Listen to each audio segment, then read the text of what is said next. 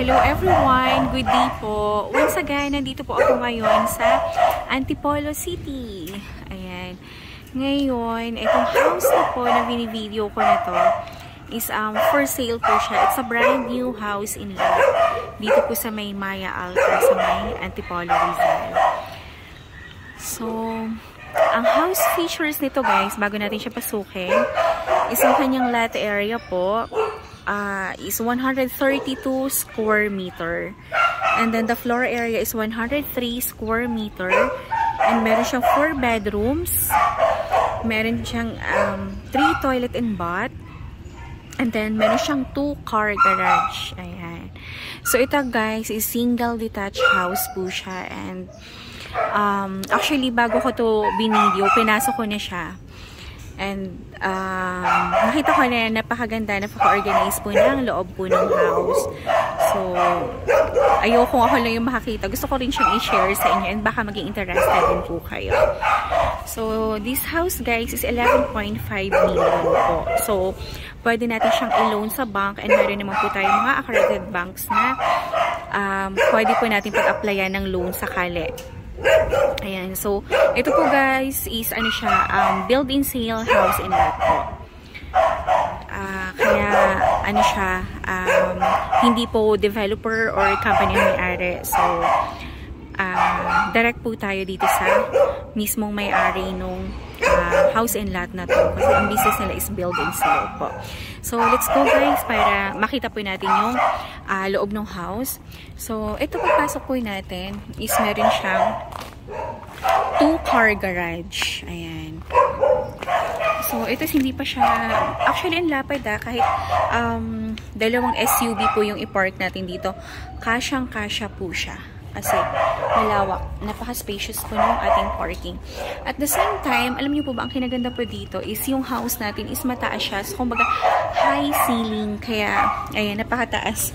Kaya sabi ko nga kanina, hindi kasya sa camera ko yung isang buong house. Kaya, in-adjust ko pa para kumasya and mapakita ko sa inyo. So, dito guys, sa gilid, meron tayo ditong, ayan, access going to dirty kitchen.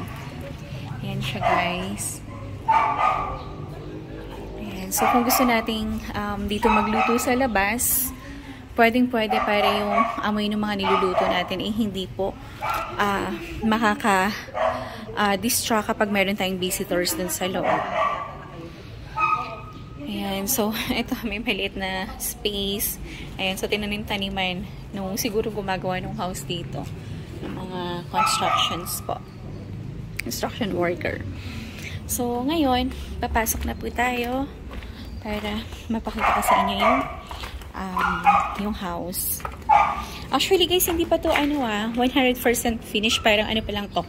Nasa 99% yung house. Pero, konting-konti na lang talaga. Mafi-finish na. So, habang hindi pa siya talaga totally na finish, pinapabenta na po sa amin. Para, pag once talaga na finish na pwede na siyang lipatan. So, yung door po natin guys is solid wood talaga siya. Ayan. So, malaki yung door po natin. So, kahit mga malalaki appliances na ipapasok natin is kasyang-kasya po sa ating malaking pinto. So, ito guys, pagpasok natin, makikita natin, ito yung space for living area. So, mapapansin natin malawak siya and ayan, mayroon na siyang kasamang lights. Ayan po. So, meron na siyang ilaw-ilaw siya. So, ito naman guys, ito yung allotted for dining area. So, malawak siya guys, napaka-spacious niya kasi 103 ba naman yung kanyang floor area. Ayan. So, later, pupunta natin dyan sa gilid kasi pwede siyang gawing parang lanay para kung nandito yung ating dining area. So, meron siyang sliding door siya. Tapos, kung may mga plants dyan, napakaganda niya, guys. Napaka-refreshing. And then, meron tayo ditong island. cabinet. So, ito guys, ito, removable siya. So, kung ayaw nyo na merong ganito dito, pwede natin siyang alisin since removable naman. And then, ito po yung ating, so, ito yung ating kitchen area. And, ito, meron siyang space na dyan for, ayan, gas range. Tapos, ayan, meron siyang mga, pwede kang maglagay-lagay siya ng mga groceries or something. And, meron na rin po siyang cabinet, guys. Ayan. So, malinis ang ating pagka-finish ng cabinets. At dito naman, sa space na yan, pwede po dyan yung refrigerator natin. So, kahit mataas, malaki yung refrigerator natin kay 2 doors, kasyang-kasya siya. Kasi, ang lawak po nung space. And then, ito po yung connect po dito sa 30 kitchen po natin. So, malawak pa talaga siya, guys. Ang ganda. And then, dito po sa baba, meron po tayo ditong 1 toilet and bath. Yan siya. So, ang high ceiling po tayo. Kaya, ayan. Napaka-ano, guys, ha? Napaka-nice. So, talaga yung mga ano natin dito, yung mga materials, yung mga talagang Wilcon talaga siya binili. So, napaka-galante, napaka-elegant po nung pagkakagawa nung house na to. And dito sa baba po, meron tayo dito 1 bedroom. So, kung halimbawa, meron tayong mga olds or mga kasama po sa bahay. So, pwedeng-pwede po sila dito, guys. So, malawak din siya. So, pwedeng lagyan ng bed. And ano. So, ayan, may window din siya. So, dito naman po, sa ilalim ng stairs, meron naman po tayo ditong allotted space for, ayan, pwede natin siyang gawing stock room. Ayan, lagyan natin ng mga cabinets para, ayan, yung mga susi natin, mga slippers, mga shoes, pwede po dito sa ilalim ng stairs. So, na-maximize talaga nila yung space po nung house na to. And then, may mga accent lights na po tayo na kasama. Kasama na po yan sa turnover natin. And nakakatuwa guys kasi high ceiling siya kaya mahanhan yung bahay, maaliwalas. So, akita po tayo guys. So, sa stairs natin, pasok na pasok kasi malawak po yung ating hagdan. Ayan po. So, pagkakat po natin, meron tayo dito ventilation. So, pwede siyang i-open para at least pumasok yung hangin. Dito siya guys. So, ay, meron na din siyang naka-drop chandelier dyan. So, ngayon, nakita na natin yung mga bedrooms. Ayan. So, pag-akit po natin, ayan, nakita natin yung toilet po. Toilet and bath. So, ang ganda nung door niya, guys. So, ayan siya. Ang lawak. Ang lawak ng mga toilet and bath natin. So, dito guys, sa kanan, ito po yung ating master's bedroom. So, guys, napakalawak po yung ating master's bedroom. Ang ganda. Yung siguro po may bed tayo rin siya yung headboard. Kaya, iba yung kulay niya. Ayan, si master's bedroom. And, ito, meron siyang toilet and bath din po. Ayan siya, guys.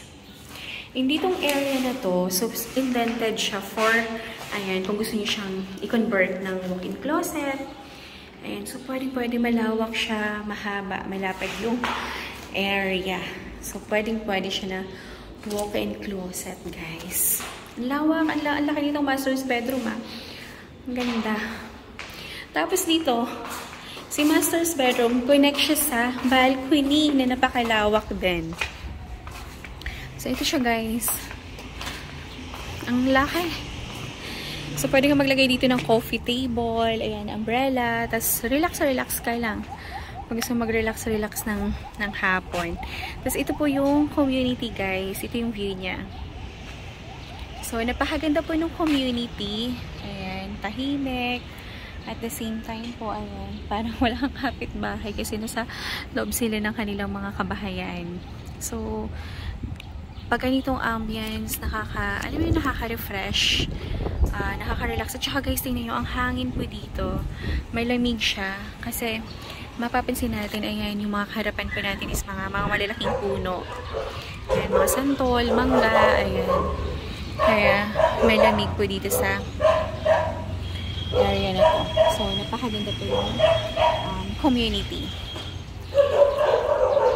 And then, check pa natin yung dalawang bedrooms dito sa taas, guys. Ayan, kasi si master's bedroom pa lang ito pinapakita ko sa inyo. So, ito siya, guys. So, very nice. Ang lawak ng master's bedroom. Makakakilos ka ng naayon sa iyong gusto. Ayan. So, pagkabas natin, ayan, nandiyan yung toilet. Ayan. And ito po yung second bedroom po natin. Ayan siya, guys.